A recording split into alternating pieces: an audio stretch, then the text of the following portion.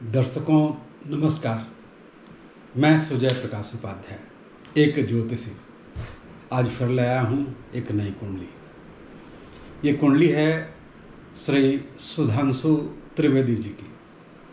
ये वैसे तो भारतीय जनता पार्टी के राष्ट्रीय प्रवक्ता हैं, लेकिन इनकी कुंडली का चयन मैंने डिफरेंट कारणों से किया है।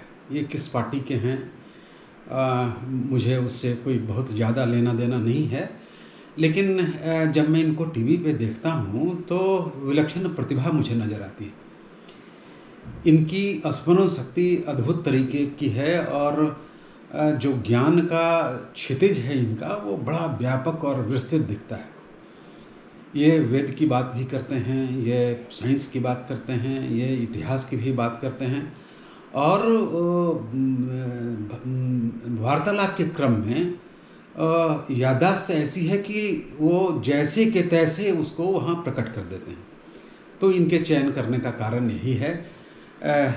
देखो इनकी कुंडली में वैसे विलक्षणता के कुछ योग हैं या नहीं। इनकी कुंडली के अवलोकन से यह स्पष्ट होता है कि इनका लग्न धनु है और इनका बृहस्पति तुला राशि में सूर्य के साथ बैठा है। इनका शनि नीच का है, इनका सूर्य नीच का है और इनकी कुंडली में बुध जो है वह भद्र योग बनाता हुआ दशम भाव में उच्च का होकर बैठा है और पंच महापुरुष योग का एक बहुत ही श्रेष्ठ योग जिसे हम भद्र योग कहते हैं वह बनता मुझे दिख रहा है। साथ में मंगल भी है। इनकी कुंडली में शुक्र 12वें भाव में वृश्चिक राशि में बैठा है। अच्छा, इनकी कुंडली में कुछ वैसी विलक्षण बात क्या है तो मैं बताता हूँ। इनकी कुंडली में कुछ विलक्षण चीज़ें हैं जो ज्योतिष की दृष्टि से हमें बराबर याद रखना चाहिए और वह दिखे तो हमें लगना चाहिए कि यह कुंडली निश्चित रूप से विलक्षण है। एक होता है महाभाग योग, इसका नाम ही है महाभाग योग। विषम राशि का लग्न हो, विषम राशि में सूर्य बैठा हो और विषम राशि में ही चंद्रमा बैठा हो तो महाभाग्य नाम का एक योग होता है। इनकी कुंडली में देखिए लग्न विषम राशि में है 9, धनु विषम राशि में, सूर्य तुला में 7 विषम राशि में और चंद्रमा विषम राशि में 3 मिथुन राशि में और दिन का जन्म हो। इतने कंडीशंस फुलफिल होते हैं तब जाके महाभाग योग बनता है। वह मेल्स के लिए, फीमेल्स में उल्टा हो जाता है। तो यहाँ देखिए महाभाग योग बन रहा है इनकी कुंडली में। इनकी कुंडली में कई ऐसे राजयोग भी बन रहे हैं। जैसे मैं बात करूँ तो इनकी कुंडली में पंचमेश दशमेश का योग बन रहा है। इनकी कुंडली में सप्तम और पंचमेश का भी योग बन रहा है। ये सब केंद्र और त्रिकोण के संबंध हैं जो पराशर ने इनको हमेशा शुभ योग बताया है। इनकी कुंडली में एक राज्य संबंध योग भी बनता है। जैसे जब अमात्य कारक या आत्मकारक ग्रह उसको कहते हैं जो सबसे अधिक डिग्री में किसी राशि में बैठा हो। इनकी कुंडली में वह बुध है, सबसे अधिक डिग्री में बैठा है और उसका संबंध यदि पंचम से हो जाए तो एक राज्य संबंध बनता है। मतलब बड़े बड़े लोगों से, राजनीतिज्ञों से इनके अच्छे संबंध होते हैं, ऐसा दिखता है। तो ऐसे योग इनकी कुंडली में बिल्कुल स्पष्ट रूप से बनते मुझे दिख रहे हैं। मुझे मतलब यह कहते हुए आश्चर्य हो रहा है, पता नहीं यह बात सच है कि नहीं, लेकिन जो बातें मुझे इनकी कुंडली में दिख रही हैं वह मुझे स्पष्ट करना चाहिए, क्योंकि मैं तो जो कुछ भी कह रहा हूँ वह ज्योतिषी के आधार पर ही कह रहा हूँ, वह ज्योतिष के सिद्धांतों के आधार पर ही कह रहा हूँ, वह ज्योतिष के सूत्रों के आधार पर ही कह रहा हूँ। इसलिए मुझे यह बात स्पष्ट करना जरूरी है। यह कुंडली एक ज्योतिष की कुंडली भी लगती है। पता नहीं इसमें कितनी सच्चाई है, मुझे पता नहीं। वह कैसे? यदि कुंडली में बुध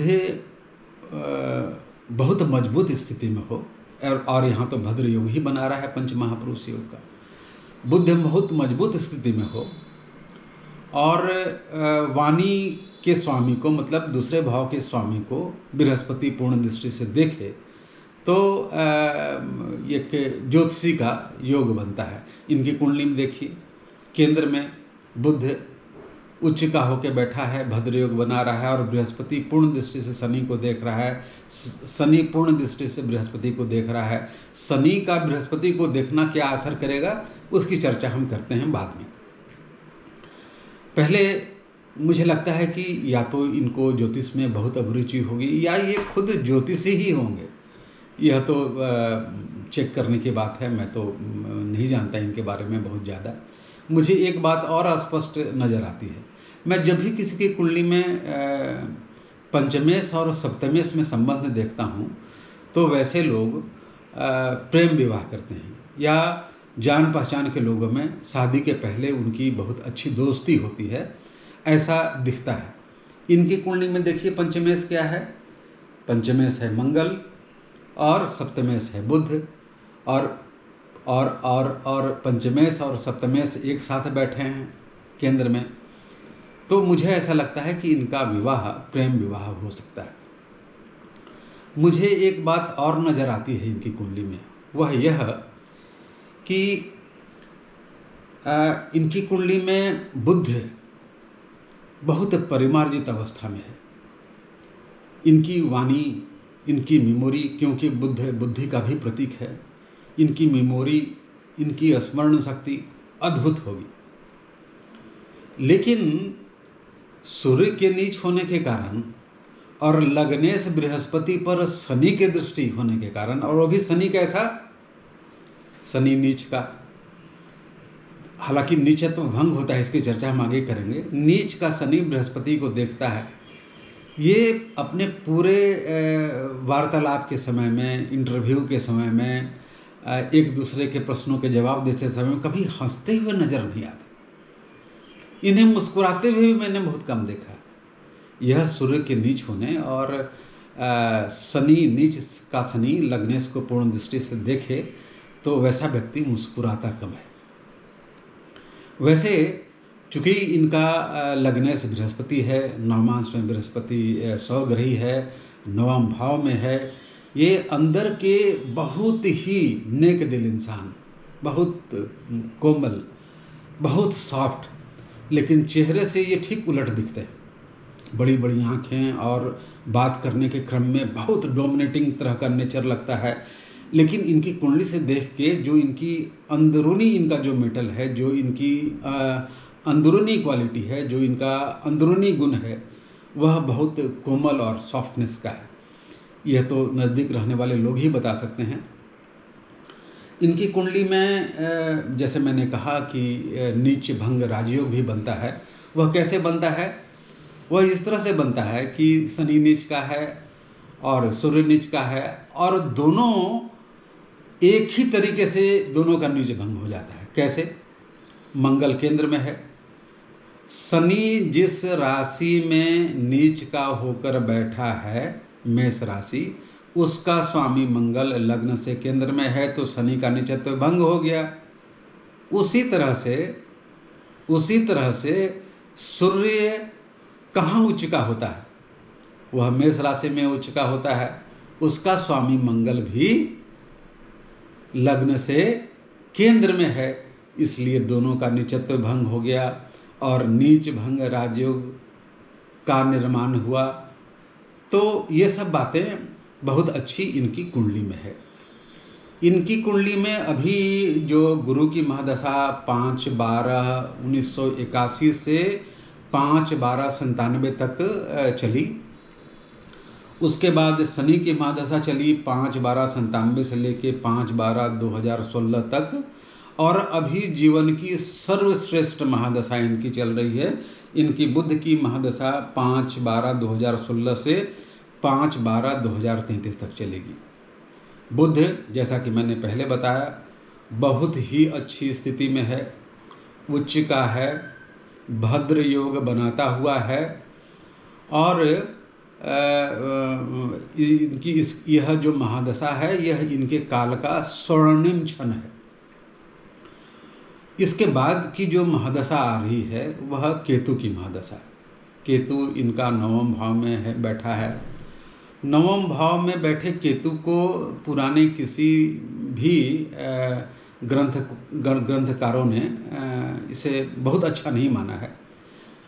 भुजाओं में दर्द, सर्विकल स्पॉन्डिलाइटिस हो जाए, कार्पेल टनल सिंड्रोम हो, हाथ में लिखने में दिक्कत हो, हाथ की अवस्था हो, मतलब हाथ से संबंधित समस्याओं का सामना इनको केतु की महादशा में करना पड़ सकता है।